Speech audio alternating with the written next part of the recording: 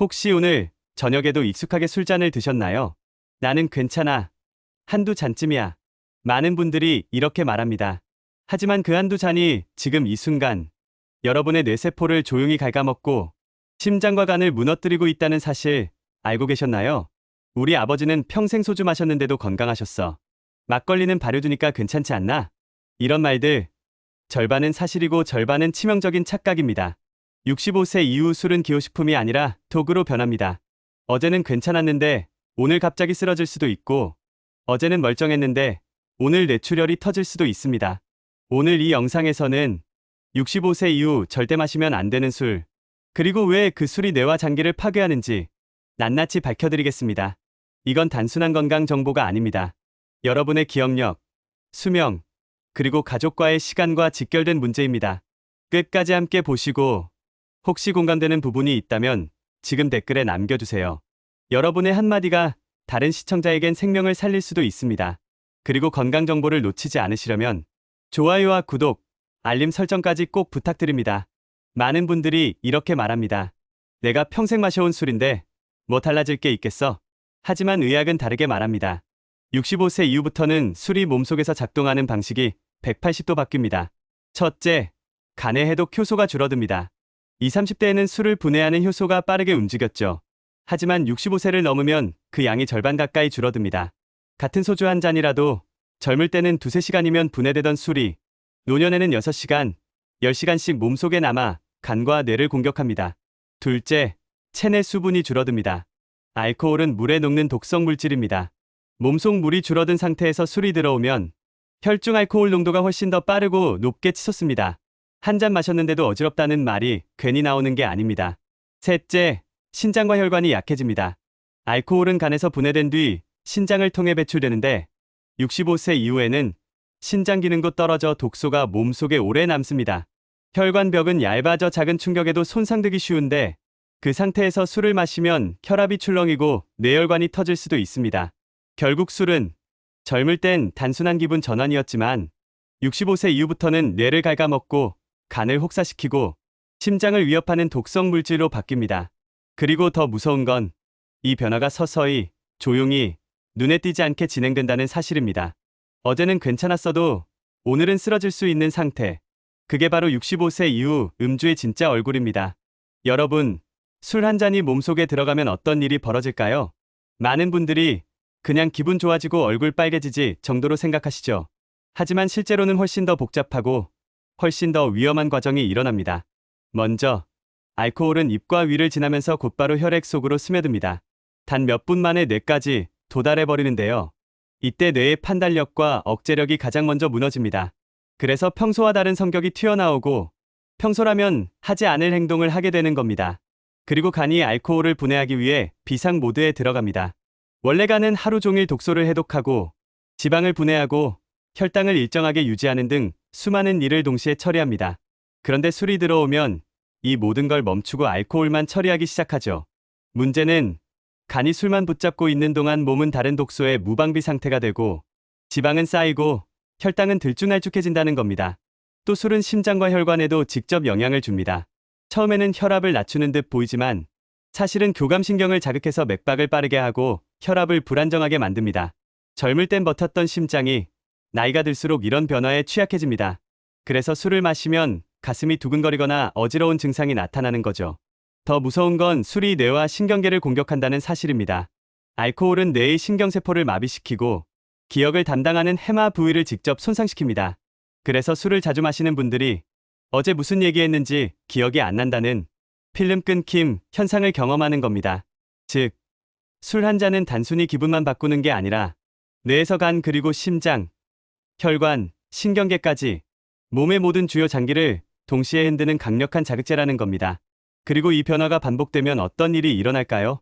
바로 우리가 두려워하는 시니어 질환, 즉 고혈압, 당뇨, 치매, 골다공증 같은 문제와 이어지게 됩니다.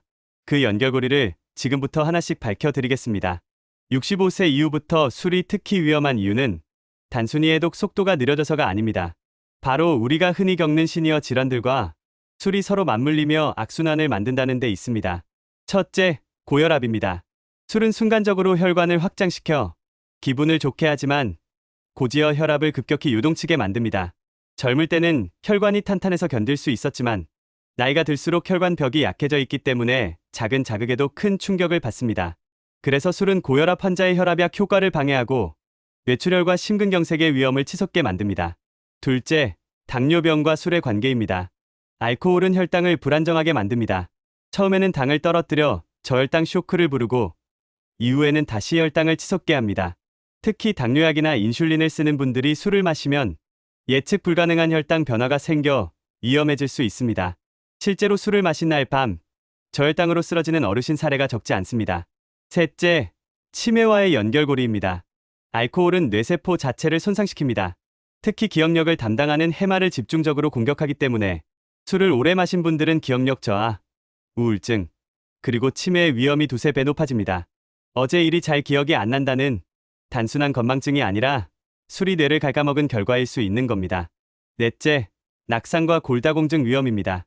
술은 균형 감각을 무너뜨립니다. 젊을 때는 휘청거려도 넘어지지 않았지만 70대 이후에는 작은 실수 하나가 큰 골절로 이어집니다. 게다가 술은 뼈를 약하게 만들기 때문에 골다공증이 있는 분들이 술을 자주 마시면 회복이 거의 불가능할 정도로 느려집니다. 이렇듯 술은 단순히 기분만 흔드는 게 아니라 고혈압에서 당뇨, 그리고 치매, 골다공증 같은 시니어 4대 질환과 촘촘히 연결된 위험 요소입니다. 결국 술을 끊지 않는 한 여러분이 아무리 약을 먹고 병원 치료를 받아도 그 효과는 반감될 수밖에 없습니다. 다시 말해, 술은 나이 들수록 단순한 취미가 아니라 당신의 몸을 서서히 무너뜨리는 질환 촉진제라는 사실을 기억해야 합니다. 많은 분들이 이렇게 말씀하십니다. 나는 소주는 독하니까 안 마셔. 대신 막걸리나 맥주는 괜찮지. 양주는 좀 비싸니까 몸에 좋은 거 아닐까? 하지만 결론부터 말씀드리면 술의 종류가 다르다고 해서 몸에 안전해지는 건 절대 아닙니다. 먼저 소주와 양주 같은 증류주는 알코올 도수가 높습니다. 작은 잔 하나에도 순수 알코올이 대량으로 들어 있습니다. 간과 뇌가 짧은 시간에 큰 충격을 받기 때문에 특히 고혈압이나 간질환이 있는 분들은 한두 잔만 마셔도 위험할 수 있습니다. 반면에 맥주와 막걸리 같은 발효주는 도수가 낮아 보이지만 문제는 양입니다. 시원하니까, 부드러우니까 하면서 훨씬 많은 양을 마시게 되죠. 결과적으로 소주 한두 잔보다 더 많은 알코올이 몸에 들어가는 경우가 많습니다. 게다가 맥주와 막걸리에는 당분과 탄수화물이 들어있어 혈당 조절이 필요한 분들에겐 치명적입니다. 그리고 최근 인기 있는 와인 역시 적포도주는 몸에 좋다는 인식 때문에 많이 드시는데요. 사실 와인의 항산화 성분은 음식이나 과일로도 충분히 얻을 수 있습니다. 문제는 와인도 결국 알코올이라는 점입니다. 특히 여성과 체구가 작은 분들은 와인의 알코올 농도에 더 민감하게 반응합니다. 즉, 술은 종류가 달라도 결국 알코올은 같습니다. 소주는 양이 적어 괜찮다는 착각, 맥주와 막걸리는 도수가 낮으니 괜찮다는 착각, 와인은 건강에 좋다는 착각, 이 모든 생각이 결국 건강을 위협합니다. 특히 65세 이후에는 술의 종류를 가릴 게 아니라 내 몸이 더 이상 알코올을 안전하게 처리할 수 없다는 사실을 기억해야 합니다. 결국 중요한 건 술의 종류가 아니라 나이 든 몸에 알코올이 어떤 도구로 작용하는가입니다. 많은 분들이 이렇게 말합니다. 잠이 안 오면 소주 반 잔 마시고 자면 되지. 맥주 한 캔 마시면 꿀잠이야. 과연 사실일까요? 술을 마시면 처음에는 몸이 유한되고 졸음이 오기 때문에 잠이 잘 온다고 느낄 수 있습니다. 하지만 이건 착각입니다. 왜냐하면 술은 깊은 잠, 즉 숙면을 방해하기 때문입니다. 술이 몸에 들어가면 교감신경이 흥분 상태가 됩니다. 그래서 자는 동안에도 몸은 긴장돼 있고 뇌는 제대로 휴식을 못합니다. 쉽게 말해 술은 잠을 재우는 게 아니라 단순히 기절하게 만드는 것에 가깝습니다. 그래서 술 마시고 잔 다음 날은 오히려 더 피곤하고 머리가 무겁고 집중이 안 되는 겁니다. 게다가 술은 렘 수면, 즉 꿈꾸는 깊은 수면을 억제합니다. 렘 수면은 기억을 정리하고 뇌를 회복하는데 꼭 필요한 단계인데 술 때문에 이 과정이 무너지면 기억력 저하와 치매 위험까지 높아집니다. 또한 술은 수면 중 호흡을 방해합니다. 특히 코골이나 수면무호흡증이 있는 분들은 술을 마시면 호흡이 더 막혀 산소 공급이 줄어듭니다. 이 때문에 아침에 일어나도 머리가 띵하고 뇌졸중 같은 급성 질환 위험이 커집니다. 결국 술은 수면제가 아니라 수면 파괴제입니다. 오늘 하루 잠을 청하려고 마신 한 잔이 내일의 피로와 기억력 저하, 심지어 생명을 위협하는 원인이 될 수 있는 겁니다. 잠이 안 올 때는 술잔이 아니라 따뜻한 물, 가벼운 스트레칭, 혹은 호흡법이 훨씬 더 안전하고 효과적인 방법이라는 점을 기억해야 합니다. 여러분, 혹시 이런 경험 있으신가요? 혈압약을 매일 챙겨 먹으면서도 오늘은 기분 좋으니까 술 한 잔 괜찮겠지 하고 가볍게 마신 적, 혹은 혈당약을 먹고도 친구들과 술자리에 앉아 한두 잔쯤은 괜찮겠지라고 스스로를 설득한 적. 사실 약과 술의 조합은 절대 허용되지 않는 위험한 만남입니다.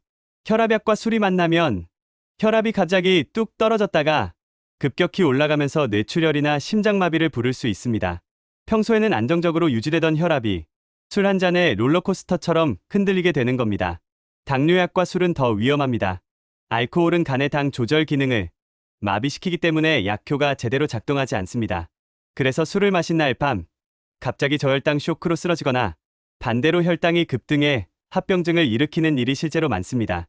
수면제 또는 진정제와 술의 조합은 죽음의 칵테일이라고 불립니다. 둘 다 중추신경을 억제하기 때문에 호흡이 느려지고 심장이 멈출 수 있습니다. 술 조금 마시고 약 먹고 잤다가 다시는 눈을 못 뜨는 사고로 이어질 수 있다는 겁니다. 심지어 흔히 먹는 진통제, 항생제, 위장약까지 술과 만나면 간에 엄청난 부담을 주고 위출혈을 일으킬 수 있습니다. 약은 우리 몸을 지키려고 먹는 것이고 술은 우리 몸을 해치는 독입니다. 그 두 가지가 만나면 약의 효과는 사라지고 부작용은 몇 배로 커집니다. 특히 65세 이후엔 간과 신장이 이미 약해져 있기 때문에 술과 약의 충돌을 버텨낼 힘이 없습니다. 혹시라도 지금 약을 복용 중이시라면 술 한 잔은 절대 괜찮은 선택이 아니라 생명을 건 도박이라는 걸 꼭 기억하시길 바랍니다. 많은 분들이 술을 줄이자고 하면 이렇게 말합니다. 지금까지 마셔왔는데 이제 와서 무슨 소용이 있겠어. 이미 늦은 거 아냐? 하지만 결코 그렇지 않습니다. 술을 줄이기만 해도 몸은 놀라운 속도로 회복하기 시작합니다. 술을 끊고 단 일주일만 지나도 간이 회복을 시작합니다. 피부 톤이 맑아지고 아침에 눈이 더 가볍게 떠집니다. 그리고 무엇보다도 숙면을 경험하게 됩니다. 밤마다 뒤척이던 분들이 술을 줄이면 깊게 잔 것 같다는 말을 가장 먼저 합니다. 한 달만 지나면 혈압과 혈당이 눈에 띄게 안정됩니다.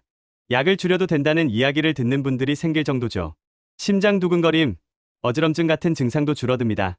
3달만 지속해도 기억력이 개선되고 집중력이 살아납니다.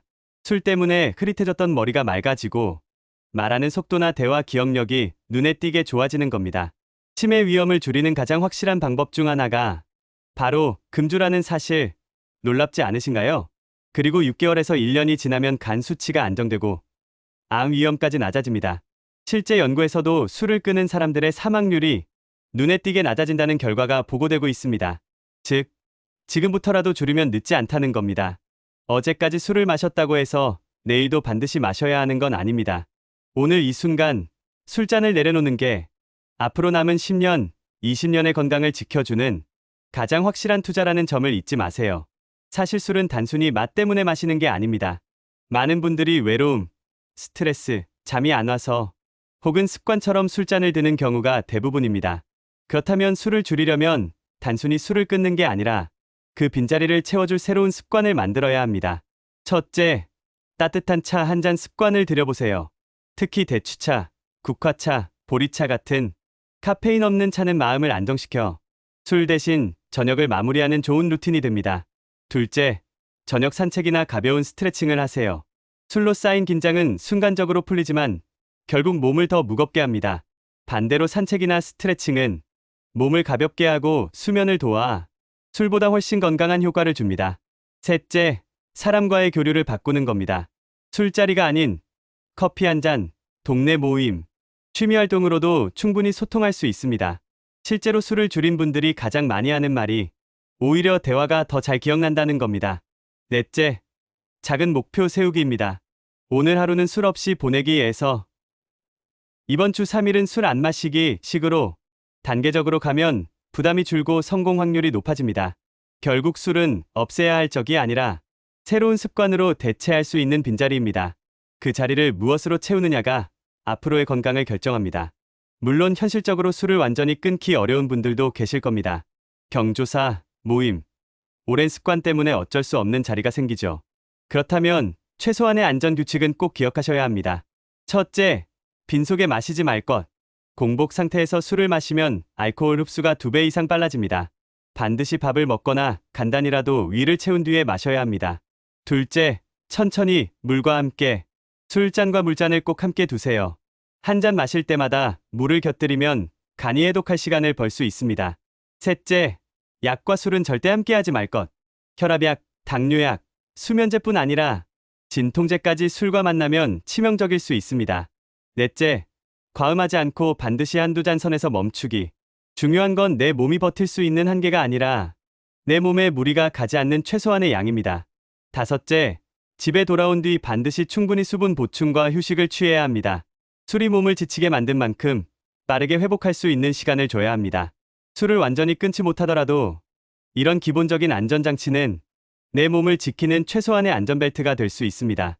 오늘 이야기 어떻게 들으셨나요? 많은 분들이 술을 기분 전환제나 건강에 좋은 보양식 정도로 생각하시지만 사실 술은 그 어떤 약보다도 강한 독성을 가진 물질입니다. 특히 65세 이후에는 몸이 알코올을 해독할 힘이 크게 줄어들기 때문에 술은 약이 아니라 철저히 관리해야 할 위험 요소입니다. 하지만 희망적인 건 지금 이 순간부터 관리하기 시작하면 늦지 않다는 사실입니다. 술을 줄이고 새로운 습관으로 대체하고 꼭 필요한 경우에도 최소한의 안전 규칙을 지킨다면 여러분의 건강은 분명히 달라질 겁니다. 오늘 영상이 조금이라도 도움이 되셨다면 아래 댓글로 공감이나 여러분의 경험을 나눠주세요. 나도 술 때문에 이런 경험이 있었다. 나는 이렇게 줄였다. 같은 이야기는 같은 고민을 가진 다른 분들께 큰 힘이 됩니다. 그리고 저희 채널은 60, 70대 시니어분들이 꼭 알아야 할 건강, 경제, 생활 정보를 매일 준비하고 있습니다. 좋아요, 구독, 알림 설정까지 해주시면 앞으로도 더 많은 생생한 정보를 가장 먼저 받아보실 수 있습니다. 여러분, 술은 즐길 거리가 아니라 관리해야 할 대상입니다. 오늘이 바로 건강을 위한 첫걸음을 내디딜 기회가 될 수 있습니다. 지금까지 알아야 덜 당합니다. 알덜당이었습니다.